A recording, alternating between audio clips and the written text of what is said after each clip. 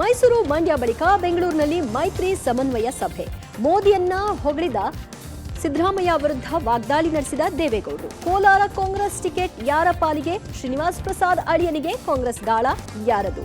BJP ಶಾಸಕ ಚಂದ್ರಪ್ಪ ಕಣ್ಣೀರಿಟ್ಟಿದ್ಯಾಕೆ? ಎಲ್ಲ ಸುದ್ದಿ ಡೀಟೇಲ್ಸ್ ಕರ್ನಾಟಕ ಕ್ಲಬ್ 20. ಬೆಂಗಳೂರಿನಲ್ಲಿ ಬಿಜೆಪಿ ಜೆಡಿಎಸ್ ಉಭಯ ನಾಯಕರು ಜಂಟಿ ಸಮನ್ವಯ ಸಭೆ ನಡೆಸಿದ್ರು. ಸಭೆಯಲ್ಲಿ ಮಾಜಿ ಸಿಎಂ ಯಡಿಯೂರಪ್ಪ, ಮಾಜಿ ಸಿಎಂ ಕುಮಾರಸ್ವಾಮಿ, ಮಾಜಿ ಪ್ರಧಾನಿ ದೇವೇಗೌಡರು, ಜಿಟಿಡಿ, ಬಿಜೆಪಿ ರಾಜ್ಯಾಧ್ಯಕ್ಷ ವಿಜಯೇಂದ್ರ, ನಿಖಿಲ್, ಪ್ರಜ್ವಲ್ ರೇವಣ್ಣ, ಸಿಟಿ ರವಿ, ರವಿಕುಮಾರ್ ಸೇರಿ ಹಲವರು ಭಾಗಿಯಾಗಿದ್ರು. ಯಡಿಯೂರಪ್ಪ ದೇವೇಗೌಡರಿಗೆ ಕೇಸರಿ ಶಾಲು ಹಾಕಿ ಸ್ವಾಗತಿಸಿದ್ರು. ಉಭಯ ನಾಯಕರು ಕೈಕುಲುಕಿ ಒಗ್ಗಟ್ಟು ಪ್ರದರ್ಶನ ಮಾಡಿದ್ರು. ಸಭೆಯಲ್ಲಿ ಮಾತನಾಡಿದ ವಿಜಯೇಂದ್ರ, ಮೋದಿ ಪ್ರಧಾನಿಯಾಗಲು ದೇವೇಗೌಡರು ಆಶೀರ್ವಾದ ಮಾಡಿದ್ದಾರೆ. ಅವರ ಆಶೀರ್ವಾದವೇ ನಮಗೆ ಆನೆ ಬಲ ಅಂದ್ರು. ಇನ್ನು ಕುಮಾರಸ್ವಾಮಿ ಮಾತನಾಡಿ, ಅಭ್ಯರ್ಥಿ ಆಯ್ಕೆ ವೇಳೆ ಬಿಜೆಪಿ ಮೇಲೆ ಅಸಮಾಧಾನ ಬಂದದ್ದು ನಿಜ. ಆಗ ನಮ್ಮ ಜೊತೆ ಚರ್ಚೆ ಮಾಡಬೇಕಿತ್ತು ಅನ್ನಿಸ್ತು. ಕೆಲವು ಕ್ಷೇತ್ರಗಳಲ್ಲಿ ಸಮಸ್ಯೆ, ಭಿನ್ನಾಭಿಪ್ರಾಯ ಇದೆ. ನಾನೇ ಹೆಚ್ಚು ಅನ್ನೋ ಪ್ರತಿಷ್ಠೆ ಇದ್ರೆ ಪರಸ್ಪರ ಮಾತನಾಡಿಕೊಳ್ಳುವ ಕೆಲಸ ಆಗ್ಬೇಕಿದೆ. ಮೋದಿಯವರ ನಾಯಕತ್ವಕ್ಕೆ ಶಕ್ತಿ ತುಂಬಬೇಕಿದೆ ಅಂದ್ರು.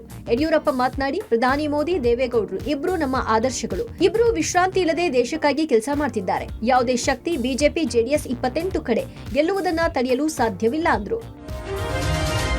ಇನ್ನು ಬಿಜೆಪಿ ಜೆಡಿಎಸ್ ಸಮನ್ವಯ ಸಭೆಯಲ್ಲಿ ಮಾಜಿ ಪ್ರಧಾನಿ ದೇವೇಗೌಡರು ಕಾರ್ಯಕರ್ತರಿಗೆ ಸಮನ್ವಯದ ಪಾಠ ಮಾಡಿದ್ರು. ಹಿಂದೆ ಆಗಿದ್ದೆಲ್ಲ ಮರೆತು ಬಿಡಿ, ಕಾಲ ಕ್ಷಣಿಕವಾಗಿದೆ. ನಮ್ಮ ವಿರೋಧಿಗಳು ಪ್ರಬಲರಾಗಿದ್ದಾರೆ. ಕಾಂಗ್ರೆಸ್ ಅನ್ನ ಸೋಲಿಸೋದು ಅಷ್ಟು ಸುಲಭ ಅಲ್ಲ. ಹಿಂದೆ ಆಗಿರುವ ಲೋಪಗಳನ್ನ ಸರಿಪಡಿಸಿಕೊಂಡು ಮುಂದುವರಿಯೋಣ. ನಮ್ಮ ಕಾರ್ಯಕರ್ತರು ಹಳೆಯ ಘಟನೆಗಳನ್ನ ಮರೆತು ಒಟ್ಟಾಗಿ ಕೆಲಸ ಮಾಡಬೇಕು. ಗ್ರೌಂಡ್ನಲ್ಲಿ ಏನೇ ಸಮಸ್ಯೆ ಇದ್ರೂ ಹೊಂದಾಣಿಕೆ ಮಾಡಿಕೊಂಡು ಹೋಗಿ. ಯಾರು ಯಾರ ಮೇಲೂ ದೂಷಿಸಬೇಡಿ ಅಂತ ಸಲಹೆ ನೀಡಿದ್ರು. ಇನ್ನು ಪ್ರಧಾನಿ ಮೋದಿಯನ್ನ ದೇವೇಗೌಡರು ಹಾಡಿ ಹೊಗಳಿದ್ರು. ದೇಶದಲ್ಲಿ ಮೋದಿಯವರಂತಹ ನಾಯಕ ಮತ್ತೊಬ್ರು ಇಲ್ಲ. ಮೋದಿ ಹೆಸರು ಮಾತ್ರವೇ ಈ ಚುನಾವಣೆಯಲ್ಲಿ ಟ್ರಂಪ್ ಕಾರ್ಡ್ ಆಗಿದೆ. ಚುನಾವಣೆಯಲ್ಲಿ ಮೋದಿಯವರ ಹೆಸರಿನ ಬಲ ಮುಖ್ಯವಾಗಲಿದೆ ಅಂದ್ರು. ಇನ್ನು ಇದೇ ವೇದಿಕೆಯಲ್ಲಿ ಸಿದ್ದರಾಮಯ್ಯ ವಿರುದ್ಧ ಹರಿಹಾಯ್ದ ದೇವೇಗೌಡರು, ಸಿದ್ದರಾಮಯ್ಯಗೆ ಅಧಿಕಾರದ ಮದ ಏರಿದೆ. ಸಿದ್ದರಾಮಯ್ಯ ಅವರ ಗರ್ವಭಂಗ ಆಗಬೇಕು. ಮೈಸೂರು, ಚಾಮರಾಜನಗರ ಕ್ಷೇತ್ರಗಳಲ್ಲಿ ಕಾಂಗ್ರೆಸ್ ಸೋಲಿಸಿ ಅಂತ ಗುಡುಗಿದ್ರು. ಕೋಲಾರ ಟಿಕೆಟ್ ಬಂಡಾಯ ಶಮನವಾದ್ರೂ ಅಭ್ಯರ್ಥಿ ಯಾರು ಅನ್ನೋ ಕುತೂಹಲ ಜೋರಾಗ್ತಾ ಇದೆ. ದಿನಕ್ಕೊಂದು ತಿರುವು ಪಡೆದುಕೊಳ್ತಾ ಇದ್ದು, ಎರಡೂ ಬಣಗಳಿಂದ ಹೊರತಾದ ಮೂರನೇ ಅಭ್ಯರ್ಥಿಯನ್ನ ಕಣಕ್ಕಿಳಿಸೋ ಕುರಿತು ಹೈಕಮಾಂಡ್ ಚಿಂತನೆ ಮಾಡಿದೆ. ಯಾವ ಕಾರಣಕ್ಕೂ ಬಲಗೈ ಸಮುದಾಯಕ್ಕೆ ಟಿಕೆಟ್ ಇಲ್ಲ, ಮುನಿಯಪ್ಪ ಕುಟುಂಬಕ್ಕೆ ಟಿಕೆಟ್ ಬೇಡ ಅನ್ನೋದಾದ್ರೆ ಗೆಲ್ಲಬಹುದಾದ ಎಡಗೈ ಸಮುದಾಯದ ನಾಯಕರ ಹೆಸರು ಸೂಚಿಸಿ ಅಂತ ಸಿಎಂ ಡಿಸಿಎಂಗೆ ಎಐಸಿಸಿ ಅಧ್ಯಕ್ಷ ಖರ್ಗೆ ಸಂದೇಶ ರವಾನೆ ಮಾಡಿದ್ದಾರೆ. ಈ ಮಧ್ಯ ಕೋಲಾರ ಟಿಕೆಟ್ ರೇಸ್ನಲ್ಲಿ 4 ಹೆಸರು ಮುನ್ನೆಲೆಗೆ ಬಂದಿದೆ. ಮುನಿಯಪ್ಪ ವಿರೋಧಿ ಬಣದಿಂದ ಎಲ್ ಹನುಮಂತಯ್ಯ ಹೆಸರು, ಕಾರ್ಯಕರ್ತರಿಂದ ಬೆಂಗಳೂರು ನಗರ ಕಾಂಗ್ರೆಸ್ ಅಧ್ಯಕ್ಷ ಗೌತಮ್ ಕುಮಾರ್ ಹೆಸರು, ಪಕ್ಷದ ಅಭ್ಯರ್ಥಿಯಾಗಿ ನೆಲಮಂಗಲ ಶಾಸಕ ಶ್ರೀನಿವಾಸ್ ಹೆಸರು, ಚಿಕ್ಕಬಳ್ಳಾಪುರ ಮಾಜಿ ಶಾಸಕ ಮುನಿಯಪ್ಪ ಹೆಸರು ಕೂಡ ರೇಸ್ನಲ್ಲಿದೆ. ಆದರೆ ಕಾಂಗ್ರೆಸ್ನಲ್ಲಿ ಟಿಕೆಟ್ ಗೊಂದಲವನ್ನ ಕಾದು ನೋಡೋಕೆ ಜೆಡಿಎಸ್ ಮುಂದಾಗಿದ್ದು, ಆಪರೇಷನ್ ಜೆಡಿಎಸ್ ಆತಂಕ ಎದುರಾಗಿದೆ. ಜೆಡಿಎಸ್ನಿಂದ ಚಿಕ್ಕಪೆದ್ದಣ್ಣಗೆ ಟಿಕೆಟ್ ಕೊಡೋ ಸಾಧ್ಯತೆ ಬಗ್ಗೆ ಕೇಳಿ ಬರ್ತಾ ಇದೆ. ಇನ್ನು ಮತ್ತೋರ್ವ ಆಕಾಂಕ್ಷಿ ಚಿಕ್ಕಬಳ್ಳಾಪುರದ ಮಾಜಿ ಶಾಸಕ ಎಸ್.ಎಂ. ಮುನಿಯಪ್ಪ ಹೈಕಮಾಂಡ್ ಒಪ್ಪಿ ಟಿಕೆಟ್ ಕೊಟ್ಟರೆ ಸ್ಪರ್ಧೆಗೆ ನಾನೂ ಸಿದ್ಧ ಅಂದಿದ್ದಾರೆ. ಇನ್ನು ಗೃಹ ಸಚಿವ ಪರಮೇಶ್ವರ್, ಶೀಘ್ರದಲ್ಲೇ ಹೈಕಮಾಂಡ್ ಎಲ್ಲಾ ಗೊಂದಲಗಳಿಗೆ ತೆರೆ ಎಳೆಯುತ್ತೆ ಅಂದಿದ್ದಾರೆ. ಈ ಮಧ್ಯ ಆಕಾಂಕ್ಷಿ ಎಲ್ ಹನುಮಂತಯ್ಯ ಸಿಎಂ ಸಿದ್ದರಾಮಯ್ಯ ಅವರನ್ನ ಭೇಟಿ ಮಾಡಿದ್ದಾರೆ. ನಾನು ಮೊದಲಿನಿಂದನೂ ಪಕ್ಷದಲ್ಲಿ ದುಡಿದಿದ್ದೀನಿ 40 ವರ್ಷದಿಂದ. ಹೈಕಮಾಂಡ್ ಒಪ್ಕೊಂಡ್ರೆ ನಂದೇನು ಅಭ್ಯಂತರ ಇಲ್ಲ. ನನಗೇನು ಯಾವುದೇ ಗುಂಪುಗಾರಿಕೆ ಅನ್ನೋದು ನನಗಿಲ್ಲ.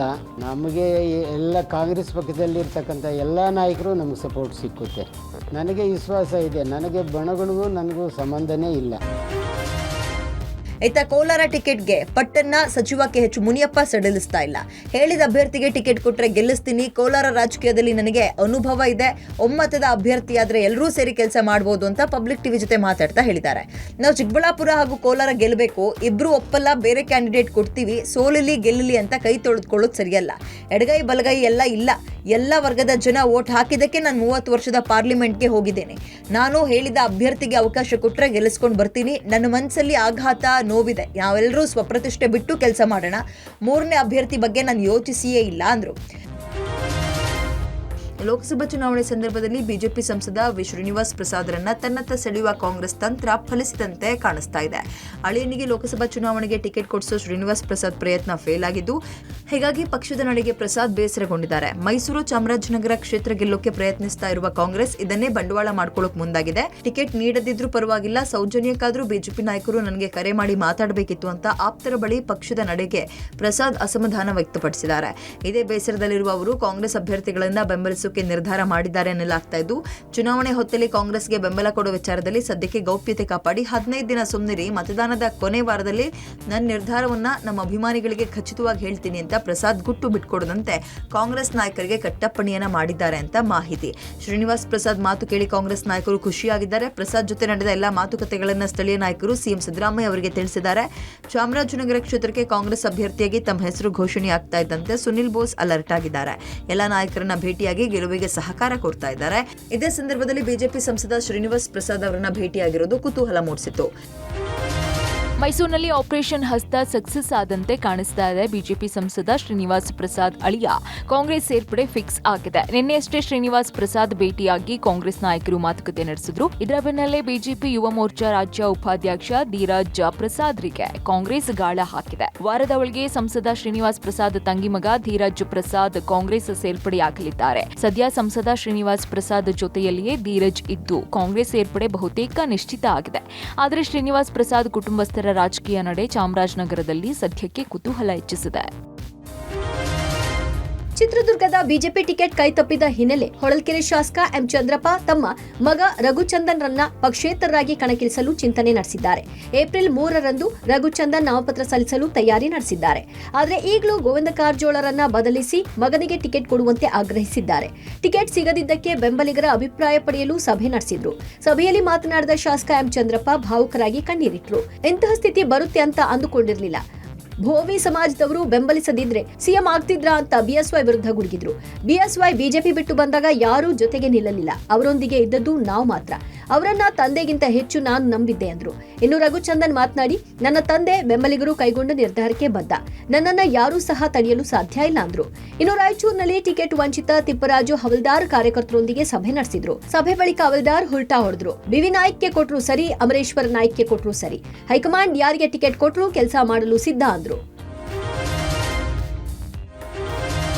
ಕೇಂದ್ರ ಗೃಹ ಸಚಿವ ಅಮಿತ್ ಶಾ ವಿರುದ್ಧ ಯತೀಂದ್ರ ಸಿದ್ದರಾಮಯ್ಯ ವಿವಾದಿತ ಹೇಳಿಕೆಗೆ ರಾಜ್ಯ ಬಿಜೆಪಿ ನಾಯಕರು ಕೆಂಡಾಮಂಡಲರಾಗಿದ್ದಾರೆ. 1982ರಲ್ಲಿ ಅಮಿತ್ ಶಾ ಅಧ್ಯಕ್ಷರಾಗಿದ್ರು. ಆಗ ಇವರಪ್ಪ ಎಂಎಲ್ಎ ಕೂಡ ಆಗಿರಲಿಲ್ಲ. ಅಪ್ಪನ ಹೆಸರು ದುಡ್ಡಿನ ಮೇಲೆ ಅಧಿಕಾರಕ್ಕೆ ಬಂದವರು ಹೀಗೆ ಮಾತನಾಡುದು ಅಂತ ಸಿಟಿ ರವಿ ಅಂದ್ರೆ ಯತೀಂದ್ರಗೆ ಹತಾಶೆ ಆಗಿದೆ, ಬುದ್ಧಿ ಭ್ರಮಣೆ ಆಗಿದೆ, ಹೀಗಾಗಿ ಯಾರ ಬಗ್ಗೆ ಮಾತನಾಡಬೇಕು ಅಂತ ಗೊತ್ತಿಲ್ಲ ಅಂತ ವಿಪಕ್ಷ ನಾಯಕ ಆರ್ ಅಶೋಕ್ ವಾಗ್ದಾಳಿಯನ್ನ ನಡೆಸಿದ್ರು.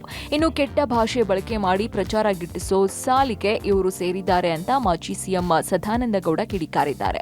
ಇನ್ನು ಅಶ್ವಥ್ ನಾರಾಯಣ್ ಇದಕ್ಕೆ ರಿಯಾಕ್ಟ್ ಮಾಡಿದ್ದು, ಐರನ್ ಮ್ಯಾನ್ ಅಮಿತ್ ಶಾ ಅವರು ದೇಶ ಉಳಿಸೋದಕ್ಕೆ ಕೆಲಸ ಮಾಡ್ತಿದ್ದಾರೆ, ಅವರನ್ನ ಗೂಂಡಾ ಅಂತಾರೆ, ಯತೀಂದ್ರ ಮಾನಸಿಕ ಸ್ಥಿಮಿತವನ್ನ ಕಳ್ಕೊಂಡಿದ್ದಾರೆ, ತಕ್ಷಣ ಕ್ಷಮೆ ಕೇಳಬೇಕು ಅಂದ್ರು. ಇನ್ನು ಮಾಜಿ ಸಿಎಂ ಕುಮಾರಸ್ವಾಮಿ ಸಹ ಯತೀಂದ್ರ ಹೇಳಿಕೆಯನ್ನ ಟೀಕಿಸಿದ್ರು.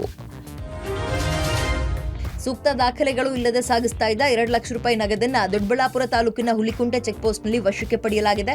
ಮಧುರೆ ಗ್ರಾಮದ ಕಿರಣ್ ಕುಮಾರ್ ಅನ್ನೋರಿಗೆ ಸೇರಿದ 2 ಲಕ್ಷ ನಗದು ವಶಕ್ಕೆ ಪಡೆಯಲಾಗಿದ್ದು, ಖಾಸಗಿ ಬಸ್ನಲ್ಲಿ ದಾಖಲೆ ಇಲ್ಲದೆ ಸಾಗಿಸ್ತಾ ಇದ್ದ 14 ಲಕ್ಷ ರೂಪಾಯಿ ಹಾಗೂ 128 ಗ್ರಾಂ ಚಿನ್ನವನ್ನ ವಶಕ್ಕೆ ಪಡೆಯಲಾಗಿದೆ. ತುಮಕೂರಿನ ಬಟವಾಡಿ ಚೆಕ್ ಪೋಸ್ಟ್ ಬಳಿ ಜಪ್ತಿ ಮಾಡಲಾಗಿದೆ. ಇನ್ನು ಸರ್ಕಾರಿ ಬಸ್ನಲ್ಲಿ ದಾಖಲೆ ಇಲ್ಲದೆ ಸಾಗಿಸ್ತಾ ಇದ್ದ 7.98 ಲಕ್ಷ ನಗದನ್ನ ವಶಕ್ಕೆ ಪಡೆಯಲಾಗಿದೆ.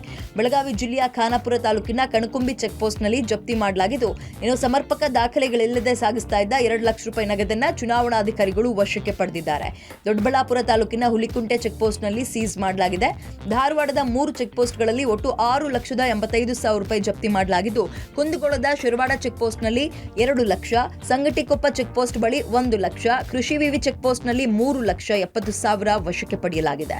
ಹೊಸೂರು ಸಮೀಪದ ಜುಜುವಾಡಿ ಚೆಕ್ ಪೋಸ್ಟ್ನಲ್ಲಿ ಕಾರ್ನಲ್ಲಿ ತಗೊಂಡು ಹೋಗ್ತಾ ಇದ್ದ ದಾಖಲೆ ಇಲ್ಲದ 10 ಲಕ್ಷ ರೂಪಾಯಿಯನ್ನ ವಶಕ್ಕೆ ಪಡೆಯಲಾಗಿದ್ದು, ಬೆಂಗಳೂರಿನಿಂದ ಬರ್ತಾ ಇದ್ದ ಕಾರನ್ನ ಪರಿಶೀಲಿಸಿದಾಗ ಕಾರ್ನಲ್ಲಿ ದಾಖಲೆ ಇಲ್ಲದೆ ಇದ್ದ 10 ಲಕ್ಷ ರೂಪಾಯಿಯನ್ನ ಸೀಸ್ ಮಾಡಲಾಗಿದೆ. ಗ್ರಾನೈಟ್ ವ್ಯಾಪಾರ ಮಾಡ್ತಾ ಇದ್ದ ಲೋಕೇಶ್ ಅನ್ನೋರ ಬಳಿ ಈ ಹಣ ಇತ್ತು. ಶಿವಮೊಗ್ಗ ಲೋಕಸಭಾ ಕ್ಷೇತ್ರದ ಬಿಜೆಪಿ ಅಭ್ಯರ್ಥಿ ಬಿವೈ ರಾಘವೇಂದ್ರ ಬಿರುಸಿನ ಪ್ರಚಾರ ಆರಂಭಿಸಿದ್ದಾರೆ. ಶಿವಮೊಗ್ಗ ಜಿಲ್ಲೆಯ ಸೊರಬ ಪಟ್ಟಣ ಸೇರಿದಂತೆ ತಾಲೂಕಿನ ಹಲವೆಡೆ ಪ್ರಚಾರ ನಡೆಸಿದ್ರು. ಪ್ರಚಾರಕ್ಕೂ ಮೊದಲು ಸೊರಬದ ರಂಗನಾಥ ಸ್ವಾಮಿ ದೇವಾಲಯ ಹಾಗೂ ಚಂದ್ರಗುತ್ತಿಯ ರೇಣುಕಾ ಯಲ್ಲಮ್ಮ ದೇವಾಲಯಕ್ಕೆ ದಂಪತಿ ಸಮೇತ ತೆರಳಿ ಪೂಜೆ ಸಲ್ಲಿಸಿದ್ರು. ಜಿಲ್ಲೆಯ ಪ್ರಗತಿಗಾಗಿ ಇನ್ನೂ ಹೆಚ್ಚಿನ ಮಟ್ಟದಲ್ಲಿ ಕೆಲಸ ಮಾಡಲು ಶಕ್ತಿ ನೀಡುವಂತೆ, ದೇಶದ ಒಳಿತಿಗಾಗಿ ಪ್ರಧಾನಮಂತ್ರಿ ನರೇಂದ್ರ ಮೋದಿ ಅವರಿಗೆ ಬಲ ನೀಡುವಂತೆ ಹಾಗೂ ರಾಜ್ಯದಲ್ಲಿ ಎದುರಾಗಿರುವ ಭೀಕರ ಬರಗಾಲ ದೂರ ಮಾಡುವಂತೆ ಪ್ರಾರ್ಥನೆ ಸಲ್ಲಿಸಿದ್ರು. ಈಶ್ವರಪ್ಪ ಬಂಡಾಯದ ಬಗ್ಗೆ ಮಾತನಾಡಿ, ಪ್ರಜಾಪ್ರಭುತ್ವ ವ್ಯವಸ್ಥೆಯಲ್ಲಿ ಬಿಜೆಪಿ ಪಕ್ಷ ನನಗೆ ಟಿಕೆಟ್ ನೀಡಿದೆ. ಈಶ್ವರಪ್ಪ ಮತದಾರರನ್ನ ತಪ್ಪು ದಾರಿಗೆ ಎಳೆಯುತ್ತಿದ್ದಾರೆ. ಇದು ಮನಸ್ಸಿಗೆ ನೋವುಂಟು ಮಾಡಿದೆ ಅಂದ್ರು. ಚುನಾವಣೆ ನಡೀತಾ ಇದು ಕಾಂಗ್ರೆಸ್ ವರ್ಸಸ್ ಬಿಜೆಪಿ. ಯಾವುದೇ ಕುಟುಂಬ ವಿಚಾರಗಳು ಇಲ್ಲ ಸರ್. ನಾವು ಮಾಡಿದಂತ ಕ್ಷೇತ್ರದ ಸರ್ವಾಂಗೀಣ ಅಭಿವೃದ್ಧಿ ವಿಚಾರಗಳಿರ್ಬೋದು, ನಮ್ಮ ವಿಶ್ವ ನಾಯಕ ಮೋದಿಜಿಯವರು ಮಾಡಿದಂತ ಒಂದು ಕಾರ್ಯ ಇರ್ಬೋದು. ನನಗೆ ಈ ಚುನಾವಣೆಯಲ್ಲಿ ಫ್ರೇಮ್ ಕ್ಷೇತ್ರದ ಅಭಿವೃದ್ಧಿ ಇವತ್ತೇನಾಗಿದೆ, ಮುಂದೇನಾಗಬೇಕು, ಇದನ್ನ ಇಟ್ಕೊಂಡು ಚುನಾವಣೆ ಮಾಡ್ತಾ ಇದ್ದೀನಿ. ಲೋಕಸಭಾ ಚುನಾವಣೆ ಹೊತ್ತಲ್ಲಿ ಕಾಂಗ್ರೆಸ್ಗೆ ಬಿಗ್ ಶಾಕ್ ಎದುರಾಗಿದೆ. ಕಾಂಗ್ರೆಸ್ ವಿರುದ್ಧ 1700 ಕೋಟಿ ರೂಪಾಯಿ ಆದಾಯ ತೆರಿಗೆ ಬಾಕಿ ಉಳಿಸಿಕೊಂಡ ಆರೋಪ ಕೇಳಿಬಂದಿದೆ. ಈ ಸಂಬಂಧ ಆದಾಯ ತೆರಿಗೆ ಇಲಾಖೆಯಿಂದ ಕಾಂಗ್ರೆಸ್ಗೆ ಡಿಮ್ಯಾಂಡ್ ನೋಟಿಸ್ ಜಾರಿ ಮಾಡಲಾಗಿದೆ. 2017-18ರಿಂದ 2020-21 ವರ್ಷಗಳ ತೆರಿಗೆ ಹಣ ಬಾಕಿ ಉಳಿಸಿಕೊಂಡಿದ್ದು, ಬಡ್ಡಿ ಹಾಗೂ ದಂಡ ಸೇರಿ 1700 ಕೋಟಿ ಬಾಕಿ ಬಗ್ಗೆ ನೋಟಿಸ್ ಜಾರಿ ಮಾಡಲಾಗಿದೆ. ಟ್ಯಾಕ್ಸ್ ನೋಟಿಸ್ ಪ್ರಶ್ನಿಸಿ ಡೆಲ್ಲಿ ಹೈಕೋರ್ಟ್ಗೆ ಕಾಂಗ್ರೆಸ್ ಮೊರೆ ಹೋಗಿತ್ತು. ಆದರೆ ಕಾಂಗ್ರೆಸ್ ಪಕ್ಷ ಸಲ್ಲಿಸಿದ ಅರ್ಜಿಯನ್ನ ಡೆಲ್ಲಿ ಹೈಕೋರ್ಟ್ ತಿರಸ್ಕರಿಸಿದೆ. ಈ ಬೆನ್ನಲ್ಲೇ ಆದಾಯ ತೆರಿಗೆ ಇಲಾಖೆಯಿಂದ ಕಾಂಗ್ರೆಸ್ಗೆ ನೋಟಿಸ್ ಜಾರಿ ಮಾಡಲಾಗಿದೆ. ನೋಟಿಸ್ ಸಂಬಂಧ ಕಾಂಗ್ರೆಸ್ ನಾಯಕರು ಸುದ್ದಿಗೋಷ್ಠಿ ನಡೆಸಿದ್ರು. ಕಾಂಗ್ರೆಸ್ ಅನ್ನ ಉದ್ದೇಶಪೂರ್ವಕವಾಗಿ ಟಾರ್ಗೆಟ್ ಮಾಡಲಾಗ್ತಾ ಇದೆ. ನಮಗೆ ದಂಡ ವಿಧಿಸಿದ ಮಾನದಂಡಗಳನ್ನ ಬಿಜೆಪಿಗೂ ಅನ್ವಯಿಸಿದರೆ ಬಿಜೆಪಿ 4600 ಕೋಟಿ ದಂಡ ಪಾವತಿಸಬೇಕಾಗುತ್ತೆ. ಐಟಿಗೆ ಬಿಜೆಪಿಯ ಯಾವುದೇ ತಪ್ಪು ಕಾಣ್ತಾ ಇಲ್ಲ ಅಂತ ಕೈ ನಾಯಕರು ಆರೋಪ ಮಾಡಿದ್ದಾರೆ. अब तक सारा देश जान गया है कि इलेक्ट्रल बॉन्ड घोटाले से भारतीय जनता पार्टी ने करीब 8,250 करोड़ रुपया चंदा इकट्ठा किया है. हमने विस्तार से इस पर चर्चा की है पिछले कुछ दिनों में. ये इलेक्ट्रल बॉन्ड घोटाला सुप्रीम कोर्ट ने कहा है ये संविधान के खिलाफ है, ये गैर संवैधानिक है. ಬೆಳಗಾವಿ ಲೋಕಸಭೆ ಅಖಾಡದಲ್ಲಿ ಬಿಜೆಪಿ ವರ್ಸಸ್ ಕಾಂಗ್ರೆಸ್ ಮತಬೇಟೆ ಜೋರಾಗಿದೆ. ಗೋಕಾಕ್ ಕ್ಷೇತ್ರಕ್ಕೆ ಸಚಿವೆ ಲಕ್ಷ್ಮೀ ಹೆಬ್ಬಾಳ್ಕರ್ ಎಂಟ್ರಿ ಬೆನ್ನಲ್ಲೇ ರಮೇಶ್ ಜಾರಕಿಹೊಳಿ ಫುಲ್ ಅಲರ್ಟ್ ಆಗಿದ್ದಾರೆ. ಬೆಳಗಾವಿಯ ವಿಶ್ವೇಶ್ವರಯ್ಯ ನಗರದಲ್ಲಿರುವಂತಹ ಸುರೇಶ್ ಅಂಗಡಿ ನಿವಾಸದಲ್ಲಿ ರಮೇಶ್ ಜಾರಕಿಹೊಳಿ ಜಗದೀಶ್ ಶೆಟ್ಟರನ್ನ ಭೇಟಿಯಾಗಿದ್ದಾರೆ. 1.5 ಗಂಟೆಗಳ ಕಾಲ ಚುನಾವಣೆ ತಂತ್ರದ ಬಗ್ಗೆ ಉಭಯ ನಾಯಕರು ಸುದೀರ್ಘ ಚರ್ಚೆ ನಡೆಸಿದ್ರು. ಇನ್ನು ಸೋಮವಾರದಿಂದ ಚುನಾವಣೆ ಪ್ರಚಾರಕ್ಕೆ ಧುಮುಕುವುದಾಗಿ ರಮೇಶ್ ಜಾರಕಿಹೊಳಿ ಭರವಸೆ ಕೊಟ್ಟಿದ್ದಾರೆ. ಇನ್ನು ಬೆಳಗಾವಿಯಲ್ಲಿ ಬಿಜೆಪಿ ಗೆಲ್ಲಿಸೋದಕ್ಕೆ ಪಣ ತೊಟ್ಟಿರುವಂತಹ ರಮೇಶ್ ಜಾರಕಿಹೊಳಿ ವಿಧಾನಸಭೆ ಚುನಾವಣೆ ಸೇಡನ್ನ ಲೋಕಸಭೆ ಚುನಾವಣೆಯಲ್ಲಿ ತೀರಿಸಿಕೊಳ್ಳೋದಕ್ಕೆ ರಣತಂತ್ರ ರೂಪಿಸಿದ್ದಾರೆ. ಒಂದ್ ಕಡೆ ಮೃಣಾಲ್ ಹೆಬ್ಬಾಳ್ಕರ್ ಪರ ಸತೀಶ್ ಜಾರಕಿಹೊಳಿ ಪ್ರಚಾರ ನಡೆಸಿದ್ದು, ಕಾರ್ಯಕರ್ತರ ಸಭೆಯನ್ನ ನಡೆಸಿದ್ರೆ, ಮತ್ತೊಂದ್ ಕಡೆ ರಮೇಶ್ ಜಾರಕಿಹೊಳಿ ಕಳೆದ ಬಾರಿಯ ಸೋಲಿನ ಸೇಡನ್ನ ತೀರಿಸಿಕೊಳ್ಳೋದಕ್ಕೆ ಜಗದೀಶ್ ಶೆಟ್ಟರ್ ಗೆಲ್ಲಿಸೋದಕ್ಕೆ ರಣತಂತ್ರ ಹೆಣಿತಿದ್ದಾರೆ.